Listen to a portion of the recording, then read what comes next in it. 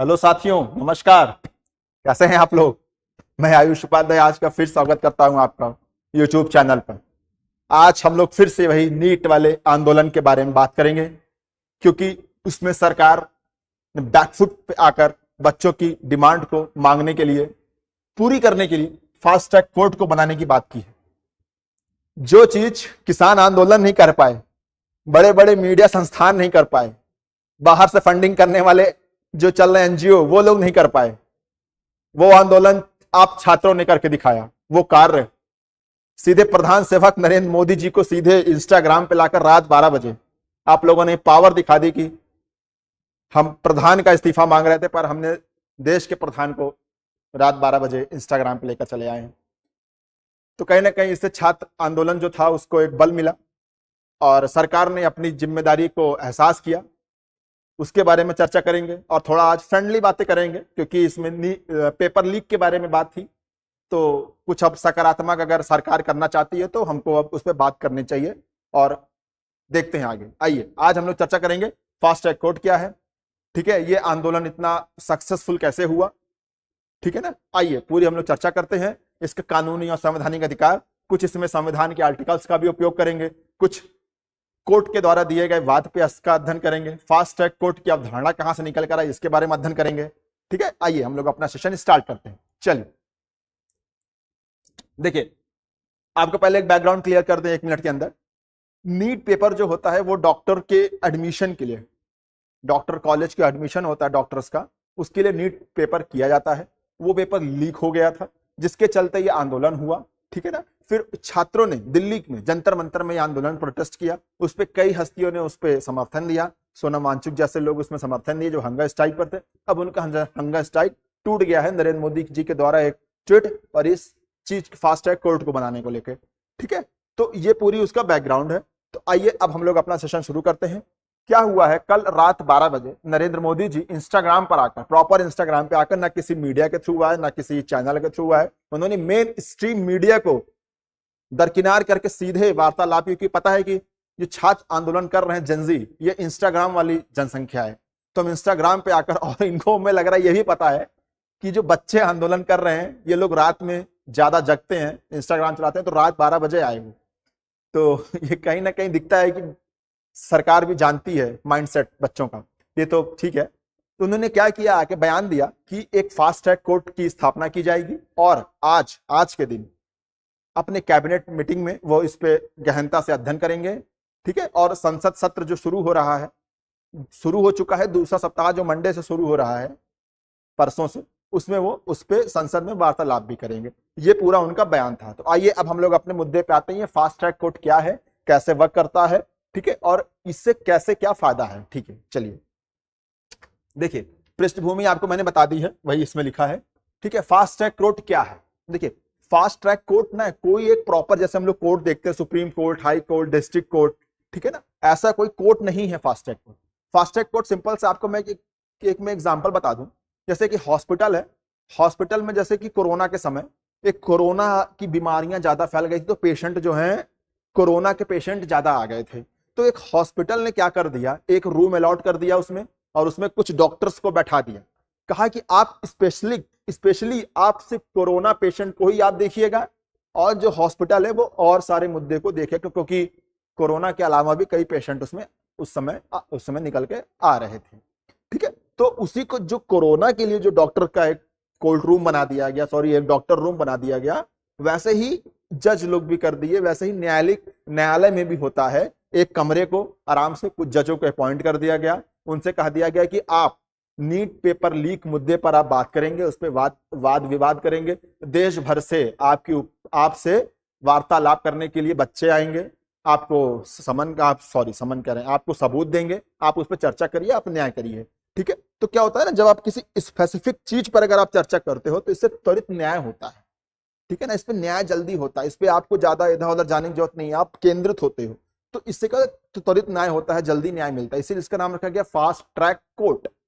ठीक है ना। किसी एक स्पेसिफिक कार्य के लिए अपॉइंट जज और जो कोर्ट रूम, उसको बोलते हैं फास्ट ट्रैक कोर्ट, ठीक है ना। ये किसी भी डिस्ट्रिक्ट कोर्ट या फिर किसी हाई कोर्ट की बिल्डिंग में ही होता है ये, ठीक है, इसकी कोई अलग बिल्डिंग नहीं होती है, उसी में कोई एक कमरा मिल जाएगा हाई कोर्ट डिस्ट्रिक्ट कोर्ट में, उसी में जज बैठ के निर्णय देंगे किसी स्पेसिफिक चीज पर, उसको बोलते हैं फास्ट ट्रैक कोर्ट। ठीक है, यही है फास्ट ट्रैक कोर्ट, यही इसमें लिखा है। फास्ट ट्रैक कोर्ट अलग से बनने वाली कोई एक इमारत नहीं है, यह मौजूदा जिला अदालतों के अंदर ही जजों का व कोर्ट रूम में नामित करने का एक विशेष व्यवस्था है।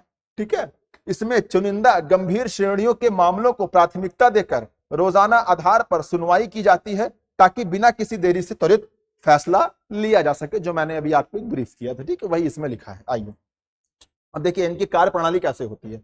एक समर्पित जज होते हैं, ठीक है ना, जो खाली उसी मैटर पे अपना निर्णय देंगे, उसी में उनकी महारत हासिल है, उनको इसमें अपॉइंट किया जाएगा। और सीमित केस लिस्ट होती है, क्योंकि जितने पेपर लीक हुए हैं, ठीक है, और भी जो मुद्दे हटाएगा, सिर्फ पेपर लीक के मुद्दे को ही उनको देखा जाएगा। तो एक सीमित लिस्ट होती है भाई कि हाँ कुछ ही पेपर लीक हुए, उनके हम लोग केस देखेंगे और कुछ नहीं करेंगे, तो सीमित लिस्ट होती है। निरंतर सुनवाई होती है, इसमें क्या है कि लगातार डेट जो है डे बाय डे उसी पे बातचीत होती है। वैसे क्या होता है कि कई केस चलते हैं, तो आपको डेट पे डेट जो मिलती है, महीने की बाद की डेट मिलती है, कहते नहीं 6 महीने की बाद की डेट मिली है, तो 6 महीने के जो बीच में गैप है वो कुछ और मामले की सुनवाई उसमें जज लोग करते हैं। तो इसमें ऐसा नहीं होता, इसमें क्या होता है त्वरित आपको डेट मिलेगी, जल्दी आपको न्याय आएगा। ठीक है ना, ये इसकी काम करने का तरीका है।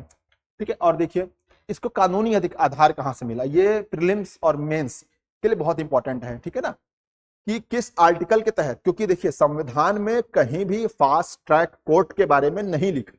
ठीक है ना, फास्ट ट्रैक कोर्ट बनाया जाएगा, ये संविधान में कहीं नहीं लिखा है। ठीक है ना, और इसके लिए कोई स्पेसिफिक कानून भी नहीं है, लेकिन ये बनता क्यों, उसका कुछ कानूनी आधार तो होगा। आइए आपको बताते हैं। आर्टिकल 21, ठीक है ना, आर्टिकल 21 हम लोगों का मौलिक अधिकार भाग 3 का एक आर्टिकल है। इसके तहत सुप्रीम कोर्ट ने हुसैना आरा खातून केस, हुसैना आरा खातून केस बहुत फेमस केस है, आप लोग जानते हैं। हुसैना आरा खातून केस में सुप्रीम कोर्ट ने निर्णय दिया था कि त्वरित न्याय मतलब कि फास्ट जस्टिस एक आपका कानूनी, एक आपका संवैधानिक अधिकार है आर्टिकल 21 के तहत। ठीक है ना, कि जीने की स्वतंत्रता है आर्टिकल 21 में, तो त्वरित न्याय को आर्टिकल 21 में रखा गया है। हुसैना आरा खातून की केस से सुप्रीम कोर्ट का ये निर्णय है। ये आप लोग प्रीलिम्स के लिए मस्ट है, एकदम याद कर लीजिएगा। ये सब छुपे रिस्तम पेपर हैं, छुपे रिस्तम प्रश्न हैं, ये इसको आप लोग याद कर लीजिएगा, बहुत इंपॉर्टेंट है। ठीक है ना, और दूसरा क्या है, भारतीय संविधान के अनुच्छेद 227 के तहत उच्च न्यायालय को ये पावर मिली है कि वो एक आपका फास्ट ट्रैक कोर्ट स्थापित कर सकता है। फास्ट ट्रैक कोर्ट वर्ड लिखा नहीं है, पर वो त्वरित न्याय के लिए जजों को अपॉइंट करके किसी स्पेसिफिक केस के लिए सुनवाई कर सकता है, तो उसी को फास्ट ट्रैक कोर्ट वर्ड दे दिया गया है। तो हाई कोर्ट 227 के तहत ताकत पाता है। ठीक है, और हम लोगों को त्वरित न्याय मिल सके, ये हम लोगों का संवैधानिक अधिकार है, वो मिलता है आर्टिकल 21 के तहत। ठीक है, और आर्टिकल 39 है जो अपना है डीपीएसपी का पार्ट है। ठीक है, डीपीएसपी में भी लिखा है क्या, समान न्याय निःशुल्क कानूनी सहायता। तो सरकार का ये पूरा हक बनता है कि जो लोग सक्षम नहीं है उनको भी निःशुल्क कानूनी सहायता दी जाए। आर्टिकल 39A के तहत ये दिया गया है। ठीक है, तो ये पूरा कानूनी और संवैधानिक आधार है उसका। देखिए अब आइए हम लोग बात करते हैं ये त्वरित न्याय, ये फास्ट ट्रैक कोर्ट जो है, इसकी अवधारणा निकल के कहां से है। इसकी शुरुआत होती है 2000 से। 2000 में वित्त आयोग बना था, तो वित्त आयोग ने सरकार से कहा कि आप लोग कुछ फंड जो पेंडिंग केस हैं हाई कोर्ट डिस्ट्रिक्ट कोर्ट में बहुत पेंडिंग केस पड़े थे, तो आप ऐसी कुछ व्यवस्था कीजिए, उनको इतना फंडिंग करिए कि वो लोग जल्दी से उस पर अपना निर्णय दे सके। ठीक है, 2000 के आसपास जो आपका वित्त आयोग बना था उसने बोला था, 11वां वित्त आयोग, ये याद रखिए 11वां वित्त आयोग। ठीक है, फिर केंद्र सरकार ने क्या है कि वित्त दिया, पैसा दिया, लोग केस वेस हुआ, सो डिस्ट्रिक्ट कोर्ट हाई कोर्ट में सुनवाई हुई। फिर 2011 के आसपास क्या हुआ, केंद्र सरकार ने अपने आप को खींच लिया और कहा कि स्टेट गवर्नमेंट ही, अब वो स्टेट गवर्नमेंट को सौंप दी कि अब जो है आप लोग फंडिंग करिए डिस्ट्रिक्ट कोर्ट को, और हाई कोर्ट में जो स्पेशल जो फास्ट ट्रैक कोर्ट बनाई गई है उसको फंडिंग अब राज्य सरकार को दे दी गई। फिर सुप्रीम कोर्ट ने 2012 में कहा कि हाँ ठीक है, राज्य सरकार ही इस पे फंडिंग करेगी, क्योंकि कुछ सरकारें पहुंच गई थी सुप्रीम कोर्ट की, ये केंद्र सरकार ने क्यों हमको सौंप दिया, क्योंकि वित्त का बोझ पड़ेगा। लेकिन फिर सुप्रीम कोर्ट ने भी कहा कि नहीं, अब राज्य सरकार ही डिस्ट्रिक्ट कोर्ट और हाई कोर्ट में फास्ट ट्रैक कोर्ट की फंडिंग करेगी, फिर जिसको 2013 से अधिकतर राज्य लोग मानना शुरू कर दिए।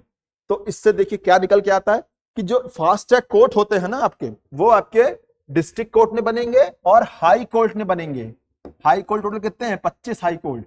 तो सिर्फ हाई कोर्ट और डिस्ट्रिक्ट कोर्ट में बनते हैं fast track court, supreme court में फास्ट ट्रैक कोर्ट नहीं बनती। उसका भी कारण क्या है? क्यों? क्योंकि सुप्रीम कोर्ट एक अपीलीय न्यायालय है, ठीक है ना। जो भी मामला उठेगा वो फास्ट ट्रैक कोर्ट में लोग जो निर्णय देंगे उसके खिलाफ आप जा सकते हैं सुप्रीम कोर्ट, ठीक है ना। क्योंकि सबसे ज्यादा केस जो पेंडिंग है ना, बैकलॉग में पड़े हैं, वो डिस्ट्रिक्ट कोर्ट और हाई कोर्ट में पड़े हैं कंपेयर टू सुप्रीम कोर्ट, ठीक है ना। इसलिए कह रहे हैं कि फास्ट ट्रैक कोर्ट की जरूरत वहां पड़ेगी जहां पे ज्यादा केस हो, पेंडिंग पड़े हो। तो डिस्ट्रिक्ट कोर्ट हाई कोर्ट में ज्यादा है, इसीलिए आप फास्ट ट्रैक कोर्ट इन्हीं दो डिस्ट्रिक्ट और हाई कोर्ट में बना सकते हैं, सुप्रीम कोर्ट में नहीं बनता, ठीक है ना। ये आप ध्यान रखिएगा, ओके। यही चीज इसमें देखिए लिखा है, पूरी टाइमलाइन लिखी है इसमें, ठीक है। वित्तीय आवंटन केंद्र सरकार किया, उसके बाद देखिए फिर फंडिंग की समाप्ति 2011 में राज्य सरकार को दे दिया, सुप्रीम कोर्ट ने 12 में निर्णय दिया। फिर महाराष्ट्र, तमिलनाडु और केरल राज्यों ने 100 बजट से उसको और बढ़ाया, ठीक है ना। यही चीजें जो मैंने आपको बताई। फिर आया 2012-13 का समय, जो निर्भया कांड हुआ था, आप लोग जानते होंगे, एक निर्भया रेप कांड हुआ था दिल्ली में। तो उसके बाद से केंद्र सरकार ने एक निर्भया फंड बनाया, ठीक है, क्योंकि इसके बाद डिमांड उठी कि एक फास्ट ट्रैक कोर्ट बनाए गए, ठीक है ना। फास्ट ट्रैक कोर्ट बनाने का सबसे पहली मांग निर्भया कांड से उठी थी। जस्टिस वर्मा समिति, ये याद रखिएगा, जस्टिस वर्मा समिति रेप और लैंगिक अपराधों के त्वरित ट्रायल हेतु फास्ट ट्रैक कोर्ट बनाने का सुझाव दिए थे। जस्टिस वर्मा कमेटी किससे संबंधित है? निर्भया कांड से, पेपर में आ सकता है, ठीक है ना। फिर निर्भया फंड केंद्र सरकार ने बनाया, इसको केंद्र सरकार ने बनाया था निर्भया फंड, ठीक है, याद रखिएगा। फिर महिला कोर्ट, राज्यों में फास्ट ट्रैक कोर्ट, महिला कोर्ट और स्पेशल पॉक्सो बनाने के लिए बात उठी थी। फिर उसके बाद से जितने भी हाई कोर्ट है वहां पे एक पॉक्सो कोर्ट बनाया गया, महिला कोर्ट बनाया गया, उसके बाद से निकल के आया निर्भया फंड से, ठीक है ना। फिर ये जो कोर्ट नहीं बने थे आपके, ये लोग कोर्ट, ये फिर निर्भया फंड से इनको फंडिंग होने लगी। पूरी टाइमलाइन आप जान लीजिए, ठीक है। आइए आगे देखिए, आपको बता देते हैं इसमें जिला और डिस्ट्रिक्ट कोर्ट में कितने पेंडिंग, लगभग 4 करोड़ के अप्रॉक्स केस पेंडिंग है। और डिस्ट्रिक्ट कोर्ट में क्या, उच्च न्यायालय में कितने हैं? 61 लाख से ज्यादा पेंडिंग केस पड़े हैं हाई कोर्ट के पास।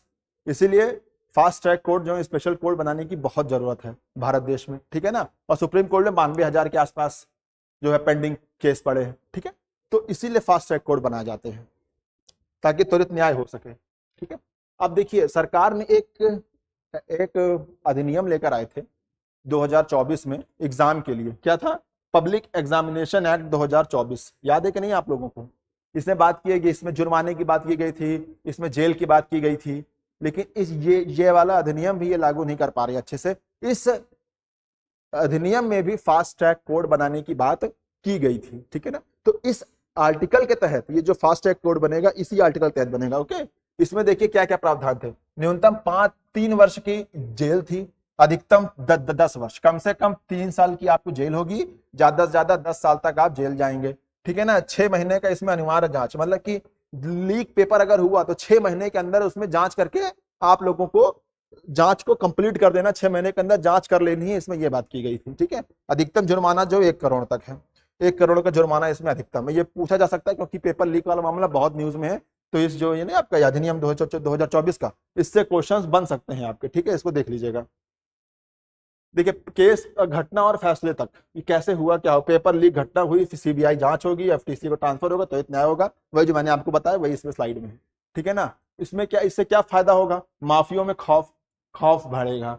जो लोग देखिए पेपर जो लीक करते हैं, जब त्वरित न्याय होता है, देखिए माफिया लोग क्यों इतने फलते फूलते, उन लोगों को क्यों डर खत्म हो गया? क्योंकि उनको पता है कि न्यायालय इतनी धीमी चलती है, न्याय की व्यवस्था भारत देश में, कि अभी हमने कुछ किया, कुछ हमने अपराध किया, फिर न्यायालय मामला गया, डेट पे डेट चलेगी, 10 साल 20 साल हो गया, जमानत पर छूटे रहेंगे, 20 साल बाद कौन कहाँ है किसी कुछ नहीं पता है, ठीक है। तो सबूत को हेर फेर करके फिर बाद में इंसान बरी हो जाता है। तो वो खौफ कम हो जाए, खौफ कम हो गया है। तो फास्ट ट्रैक कोर्ट से क्या है ना, इनके अंदर खौफ आएगा, भैया न्याय जल्दी मिलेगा, व्यवस्था पर जनता का भरोसा होगा। आज क्यों आंदोलन हो रहा है? क्योंकि उनका सरकार से भरोसा उठ चुका है, इसलिए आंदोलन हो रहा है। आंदोलन इसीलिए होता है। तो अगर फास्ट ट्रैक कोर्ट अगर अच्छे से कार्य करेगा, अच्छे से निर्णय आएगा, तो व्यवस्था पर एक भरोसा बनेगा, ठीक है ना। पारदर्शी प्रक्रिया होगी, जाहिर सी बात है, ठीक है। यही सब है इसमें। अब देखिए, चुनौतियां और आगे की राह, जजों की संख्या बढ़ानी चाहिए, क्योंकि देखिए फास्ट ट्रैक कोर्ट आप बना लोगे, सब कुछ सही, सब कुछ है, लेकिन जजों की संख्या बहुत कम है। आप देख नहीं रहे डिस्ट्रिक्ट कोर्ट में कितने 2-3 करोड़ केस पेंडिंग हैं, लाखों में पेंडिंग है आपके हाई कोर्ट में, उसमें आपके हजारों में पेंडिंग है। तो जजों की संख्या बहुत कम है, आप जल्दी जल्दी जजों की संख्या भरवाइए, है ना, फास्ट ट्रैक बनवाइए, जल्दी जल्दी न्याय हो। तो वही ये कहा जा रहा है कि जजों की संख्या बढ़वाइए, डिजिटल परीक्षा सुरक्षा करवाइए। और जो ये अपनी ऑफलाइन परीक्षा जो होती है उसमें क्या है कि पेपर लीक होने के ज्यादा चांसेस होते हैं, लेकिन जो आपकी ऑनलाइन होगी उसका एक सर्वर होगा, एक जगह सर्वर अपना हेडक्वार्टर पे है, वहीं से एक समय पे सर्वर खुलेगा, पूरे देश में ऑनलाइन परीक्षा होगी। तो कहीं ना कहीं आज भी ये ऑनलाइन परीक्षा जो है ना वो सही साबित हो रही है, लेकिन इसमें भी लीक होने की समस्या निकल कर आई है, कंप्यूटर में दिक्कतें आ जाती हैं, लेकिन कंपेयर टू ऑफलाइन अभी भी डिजिटल परीक्षा ज्यादा अच्छी है, ठीक है ना। और स्वतंत्र परीक्षा नियामक, ये बहुत इंपॉर्टेंट है। ये मुझे लगता है कि जैसे यूपीएससी, यूपीपीसीएस, स्टेट पीसीएस जो होते हैं, एक संवैधानिक बॉडी बना दी गई है ऑफिसर जो ग्रेड ए ग्रेड बी की जॉब होती है उसके लिए, आईएएस पीसीएस के पेपर के लिए। तो जो ये आपके नीट हो गया, आईआईटी जेई हो गई, रेलवे की भर्ती हो गई, एसएससी, ये लोग क्या है ना, इन लोगों के लिए प्रॉपर एक संवैधानिक संस्था होनी चाहिए, हमें लग रहा है संविधान में बकायदा संस्था होनी चाहिए जो जो जो स्वतंत्र परीक्षा नियामक हो, जो राजनीति से परे हो, जिनके ऊपर राजनेता का प्रभाव कम हो, किसी का प्रभाव ना हो, उनको जो है एक स्वतंत्रता हो कि मैं अगर अपॉइंट हो गया हूं तो मुझे अब कोई नहीं हटा सकता, मुझे संविधान की तरफ से मुझे ये अधिकार मिला है। तब वो लोग फेयर काम करेंगे, किसी के इन्फ्लुएंस में नहीं आएंगे। तो संवैधानिक प्रावधान इसीलिए बहुत जरूरी है। तो स्वतंत्र परीक्षा नियामक होना चाहिए जो एक संवैधानिक अधिकार से ही मिलेगा, और संविधान में एक कोई संस्था बननी चाहिए जो ये सब पेपर देखे, ठीक है ना, एडमिशन वाले। तो ये मेरा सुझाव है, ये होना चाहिए, ठीक है ना। आइए, ये था आखिरी लेक्चर का स्लाइड। आप लोग बताइएगा कैसा लगा, और थोड़ा बहस करिएगा, बताइएगा कि क्या सरकार झुक गई है, कि सरकार को पूरी बात माननी चाहिए, धर्मेंद्र प्रधान का इस्तीफा जरूरी है। जो सरकार जो आप कहना चाहते हैं, कमेंट बॉक्स खुला है, आप लोग चर्चा करिए आपस में। और टेलीग्राम चैनल से जुड़ने के लिए इसको आप स्कैनर को आप जो स्कैन कर लीजिए, क्यूआर कोड को आप स्कैन कर लीजिए, आप टेलीग्राम चैनल से जुड़ जाइए, आपको पीडीएफ मिल जाएगा। Thank you very much, this is Ayush पैदय, शाइनिंग ऑफ।